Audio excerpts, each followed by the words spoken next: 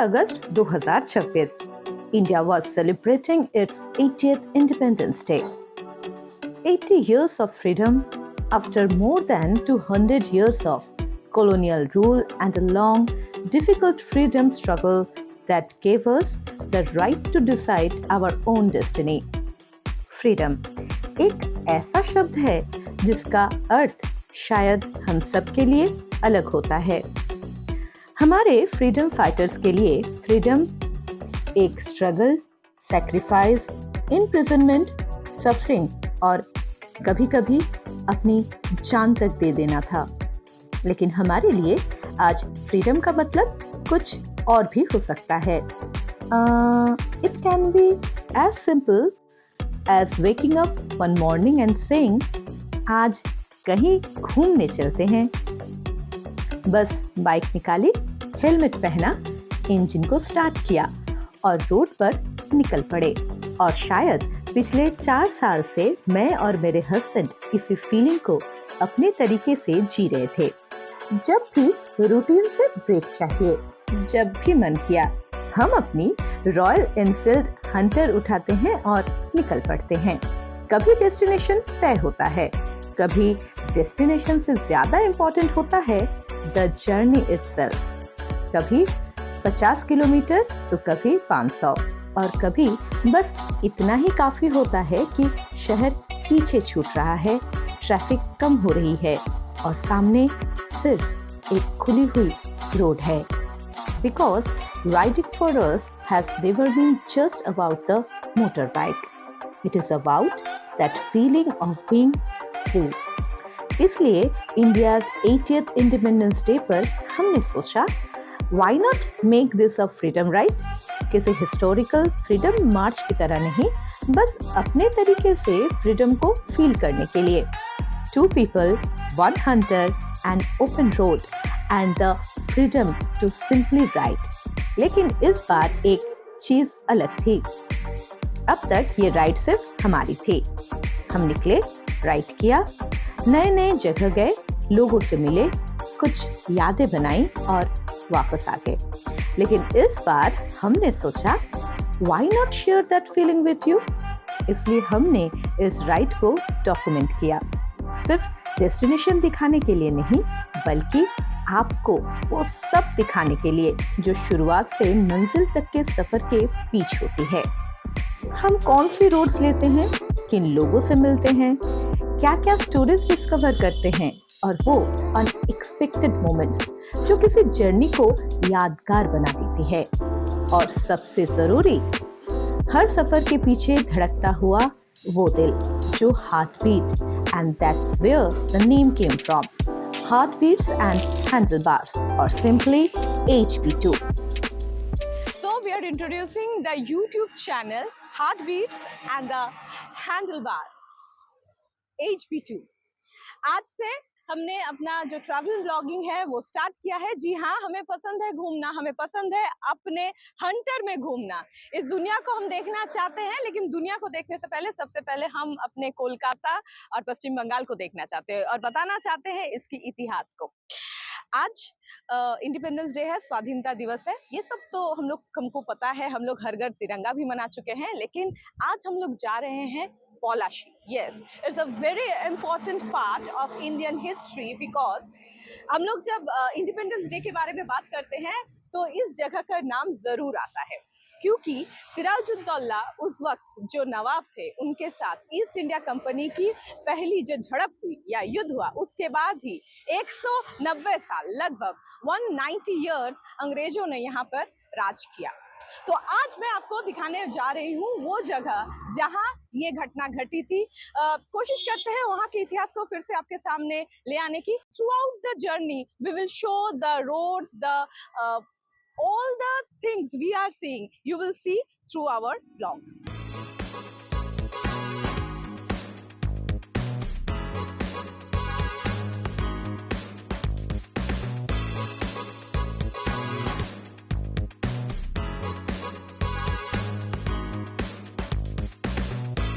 And finally, the ride begins. 15th August. Kolkata का माहौल आज कुछ अलग था। शहर की नैरो लेन्स, फैमिलियर बिल्डिंग्स और छोटी छोटी गलियों में हर तरफ इंडिपेंडेंस डे की झलक दिखाई दे रही थी। कहीं बैल्कोनीज पर तिरंगा लहरा रहा था तो कहीं दुकानों के बाहर छोटे छोटे फ्लैग थे और कई जगह बच्चे स्कूल सेलिब्रेशन के लिए तैयार हो रहे थे। The traffic was also lighter than usual, perhaps because it was a national holiday. हमारे लिए हालांकि आज का दिन थोड़ा अलग था, क्योंकि आज हम सिर्फ कहीं घूमने नहीं जा रहे थे। This was our freedom ride. शहर की इन जानी पहचानी गलियों से निकलते हुए वही फैमिलियर फीलिंग आने लगी जिसे शायद हर राइडर पहचानता है। अब बस निकल पड़े। कुछ घंटों के लिए कोई ऑफिस नहीं, कोई मीटिंग्स नहीं और ना ही कोई डेडलाइन है। Just the road ahead and the freedom to decide where we wanted to go. धीरे धीरे सिटी पीछे छूटने लगी, रोड्स वाइडर होने लगी, बिल्डिंग्स कम होने लगी और ट्रैफिक भी थिन आउट होने लगा और फिर सामने आया हाईवे।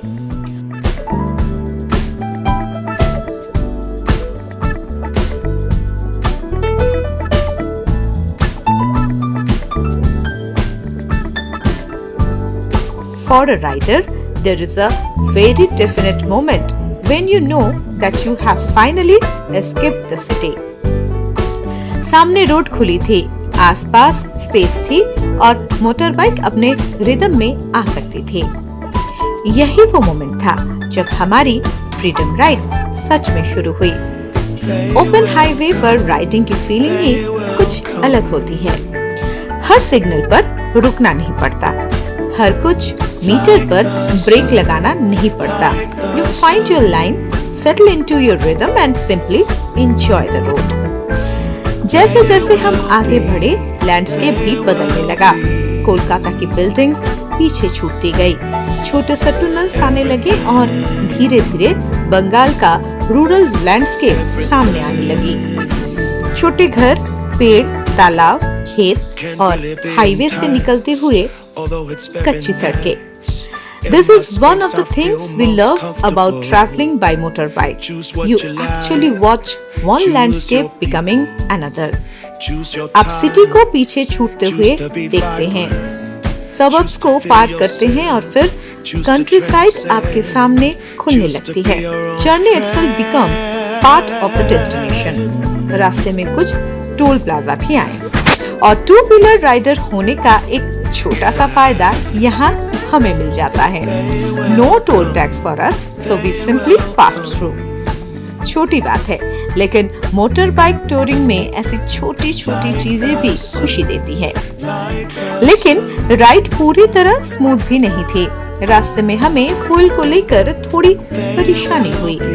हम E20 फ्यूल अवॉइड कर रहे थे और इसका एक कारण था, करीब 1 महीने पहले हमारे हंटर के थ्रॉटल बॉडी में प्रॉब्लम हो गई थी।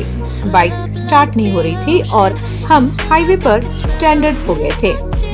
We had to wait for more than 2 hours before a mechanic finally managed to get us back on the road. उस एक्सपीरियंस के बाद इस बार हम फ्यूल को लेके ज्यादा कॉशियस थे। लेकिन रास्ते में जिन जिन पेट्रोल पंप्स पर हम रुके, उनमें से ज्यादातर पर E20 पेट्रोल ही अवेलेबल था। एक पंप E20, दूसरा पंप फिर से E20। आखिरकार हमें पावर पेट्रोल मिला जिसमें 5% इथेनॉल था। That finally gave us some relief and we were back on the road. यह छोटी सी परेशानी हमें यह भी सोचने पर मजबूर कर रही थी कि देश में फ्यूल पॉलिसी और इथेनॉल ब्लेंडिंग कितनी तेजी से बदल रहा था। हम इस पॉलिसी डिबेट में नहीं जाना चाहते थे। As riders, our concern that morning was such simpler. We just wanted fuel that we comfortably putting into our motorbike. Tank full, hunter ready and we back on the road. Highway पर वापस आने के बाद ride फिर अपने rhythm में आ गई। Overall traffic हमें काफी डिसिप्लिन लगा। ज्यादातर ड्राइवर्स लेन डिसिप्लिन फॉलो कर रहे थे और हाईवे एटिकेट भी रिजनेबली अच्छा था। लेकिन हर जगह की कुछ एक्सेप्शंस होती ही है। कुछ कार्स बिना इंडिकेटर दिए अचानक लेन चेंज कर रही थी। कभी कोई व्हीकल बिना वार्निंग आपके सामने आ जाता है और कभी कोई ओवरटेक करके बहुत जल्दी सामने कट कर देता है। On a motorbike, even a small mistake by another driver can become a serious problem. इसलिए हम डिफेंसिव राइडिंग पर ज्यादा भरोसा करते हैं। डिस्टेंस मेंटेन करना, आसपास के ट्रैफिक पर नजर रखना और सामने आने वाली व्हीकल के अगले मूव को एंटिसिपेट करना हमारे लिए ज्यादा इम्पोर्टेंट है। A good average speed is not simply about riding fast. It is about maintaining a safe and comfortable rhythm. और बंगाल के हाईवेज पर एक और फैमिलियर फीचर है, जी हाँ, बैरिकेड्स। बिजी लोकेशंस और पॉपुलेटेड एरियाज में ट्रैफिक स्लो करने के लिए इन्हें इस्तेमाल किया जाता है। इंटेंशन सही है, लेकिन राइडर के लिए ये कभी-कभी ट्रिकी हो जाता है। आप अपने पेस में चल रहे हैं, रोड खुली है और बाइक स्मूथ रिदम में है और अचानक बैरिकेड, ब्रेक, स्पीड कम, क्रॉस द बैरियर और फिर दोबारा acceleration. These little interruptions can break the flow of a ride, especially when you have been cruising comfortably for a long stretch. इस ride में हमें इंडिपेंडेंस डे का बहुत प्यारा पल भी मिला। रास्ते में हमें स्कूल चिल्ड्रन का एक ग्रुप दिखा जो अपने टीचर्स के साथ इंडिपेंडेंस डे मार्च में पार्टिसिपेट कर रहे थे। बच्चे फॉर्मेशन में चल रहे थे और आगे एक रिदमिक बैंड उन्हें लीड कर रहा था।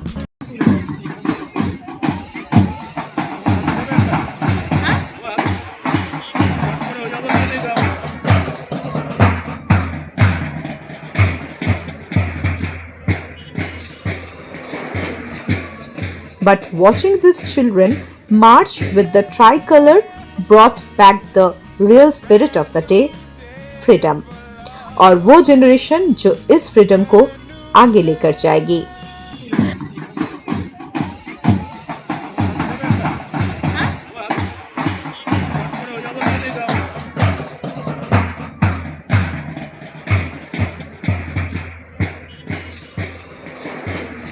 हमारी डेस्टिनेशन करीब 160 किलोमीटर की दूरी की थी। By our usual riding standards, this was not a long journey at all.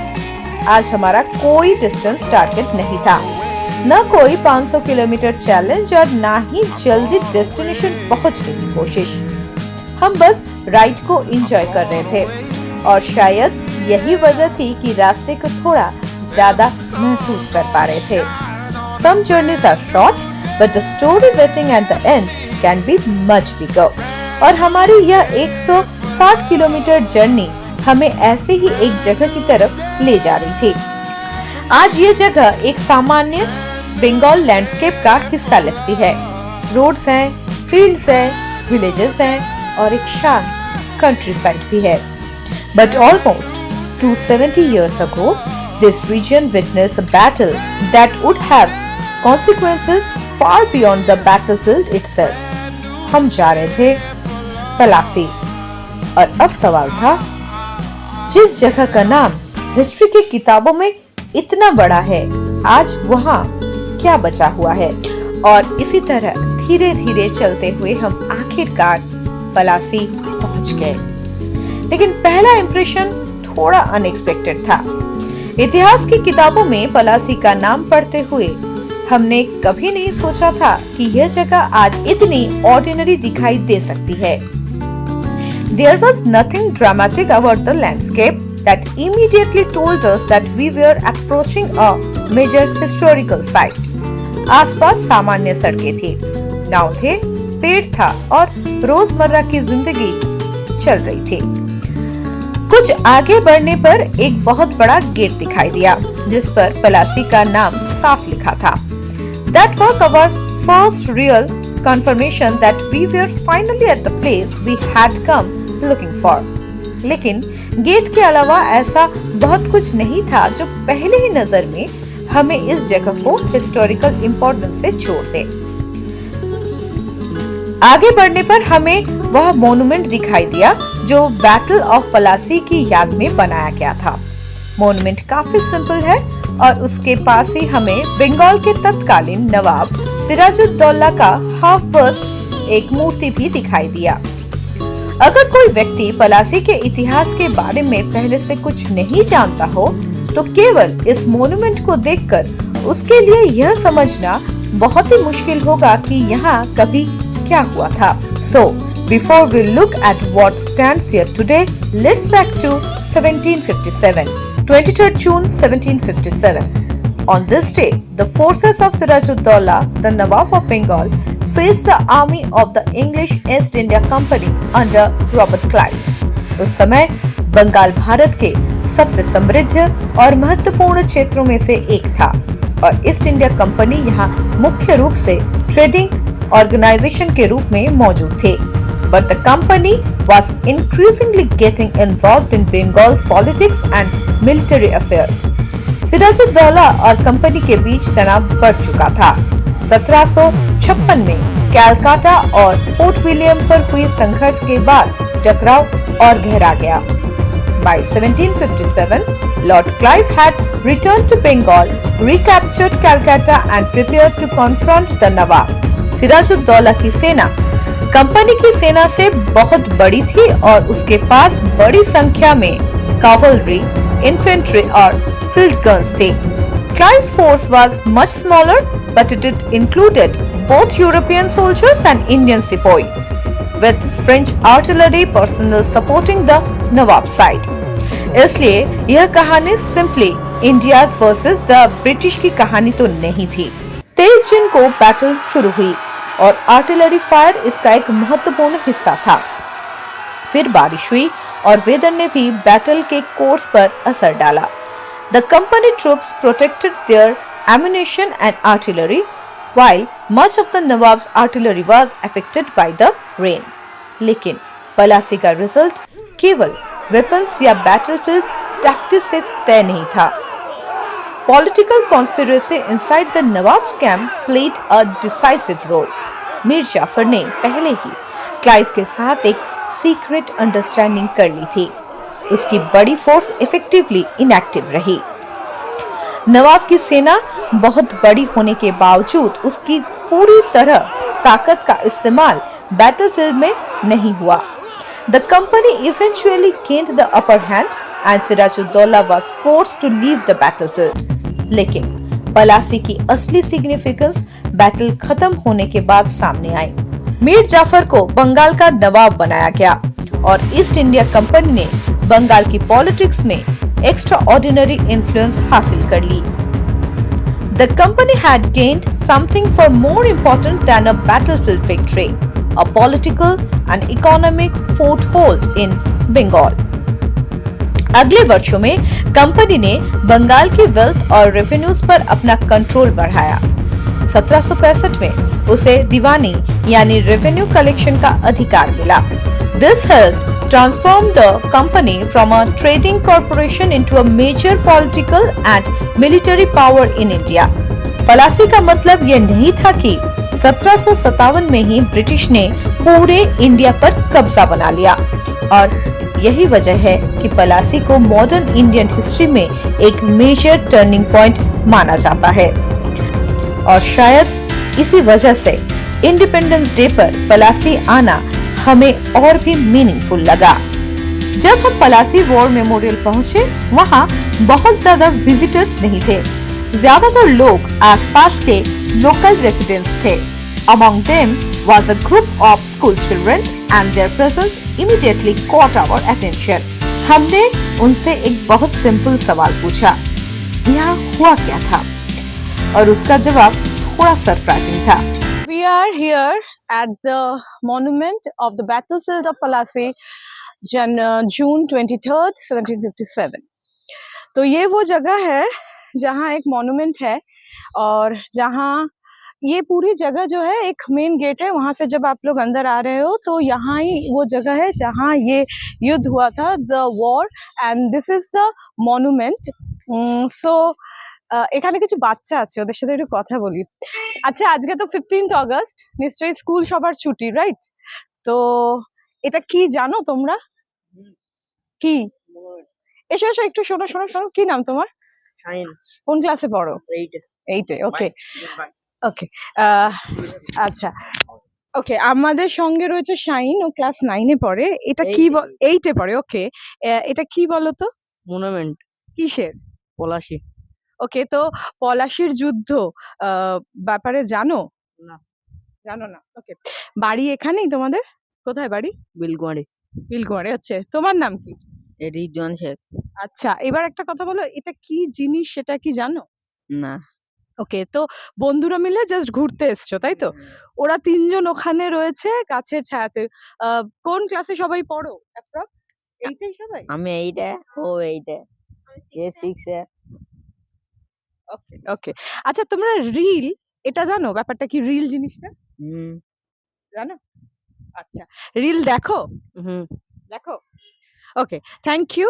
So here the Zen Alpha, they know about the reel, but they didn't about the Palasi war, because maybe शायद ऐसा है कि सबके हाथों में phone है, reel क्या है, कैसे बनाते हैं पता है, लेकिन maybe we forget the war, we forget the history of the freedom of India. So just we are here.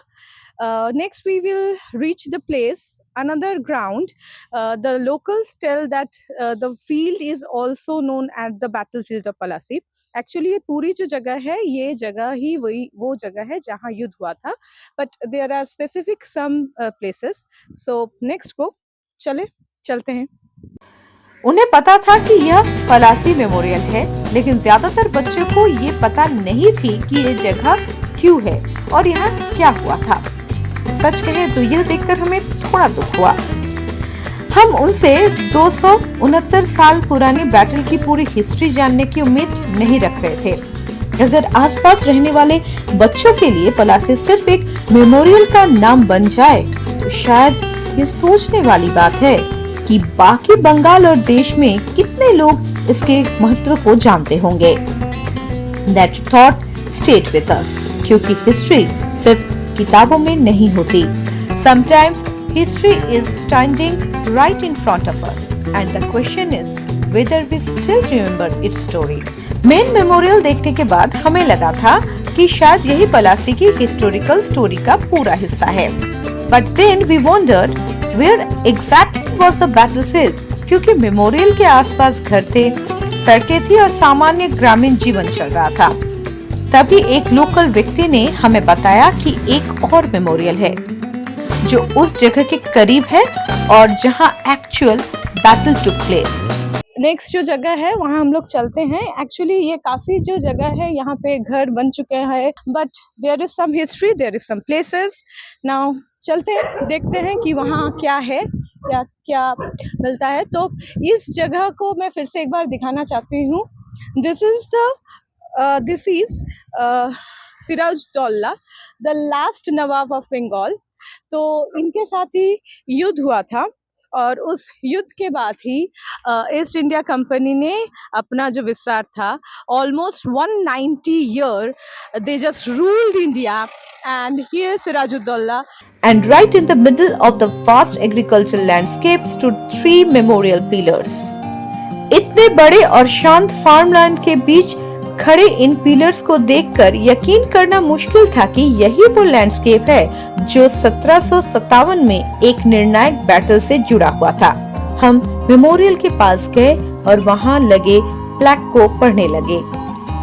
23 जून 1757 को करीब दोपहर 2 बजे नवाब की आर्टिलरी चार्ज का उल्लेख है और उन कमांडर्स के नाम दिए गए हैं जो उस एक्शन में मारे गए। हम सामने फैले लैंडस्केप को देख रहे थे और सोच रहे थे कि 23 जून 1757 को दोपहर के 2 बजे यह जगह कैसी दिखाई देती होगी। Instead of the quiet sound of farming, there would have been cannon fire, gunfire, soldiers, movement and confusion. सच कहूँ तो उस मोमेंट को इमेजिन करने की कोशिश में ही हमें गूज़बम्प आने लगे।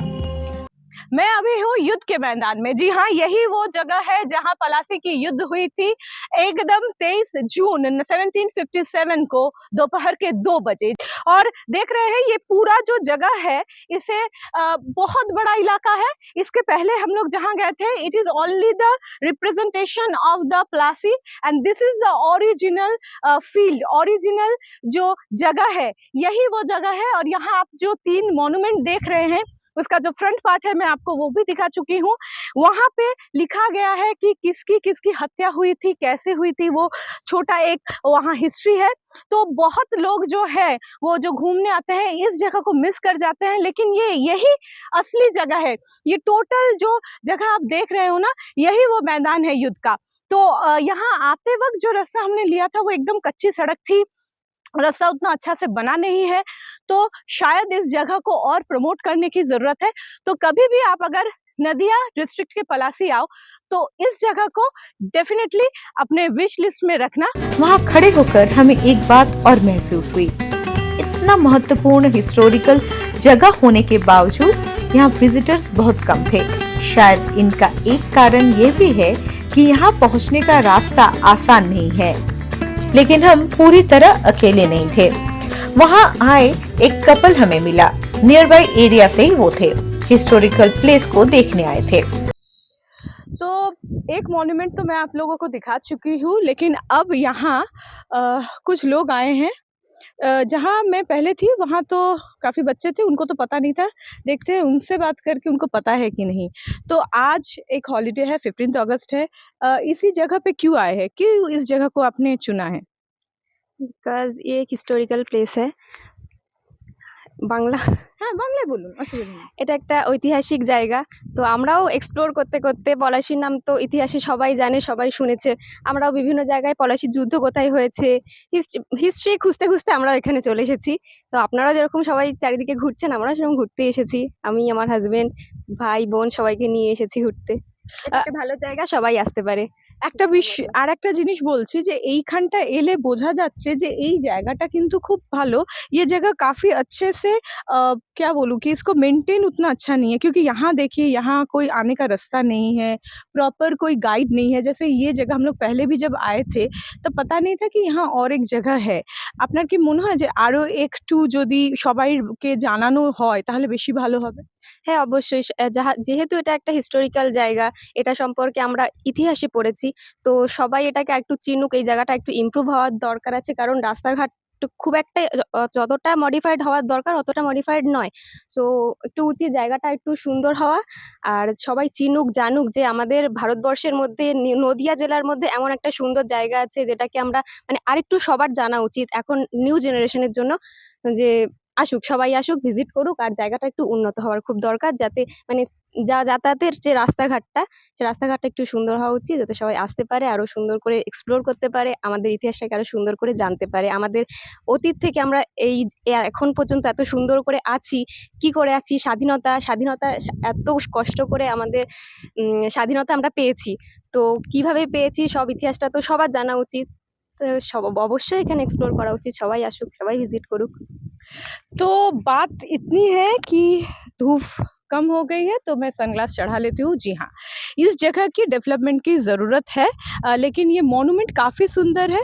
ये एस्टैब्लिश किया गया था the silver jubilee of independence, लेकिन यहाँ आने का जो रास्ता है वो एकदम मिट्टी का एक कच्चा रास्ता है।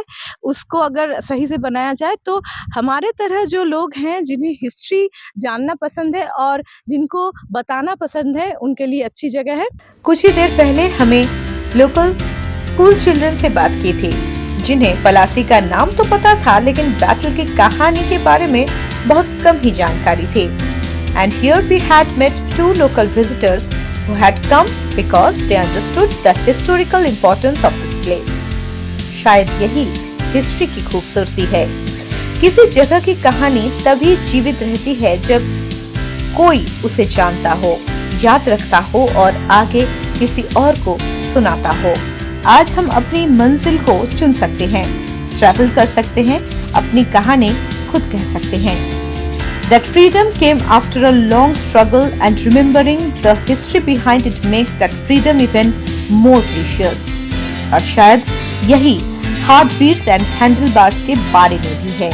यह चैनल सिर्फ इस बारे में नहीं है कि हमारी मोटर बाइक हमें कहां लेकर जाती है।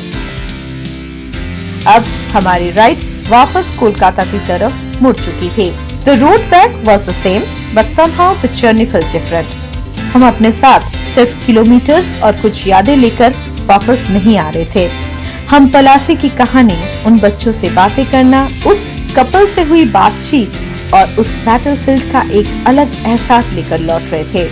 और शायद यही इस जर्नी की सबसे खूबसूरत बात थी। Some road takes you to the destination, लेकिन कुछ roads take you back into history। और हमारी पहली official heartbeats and handlebars freedom ride ऐसी ही एक रोड की कहानी थी। Welcome to HB2। The journey has just begun।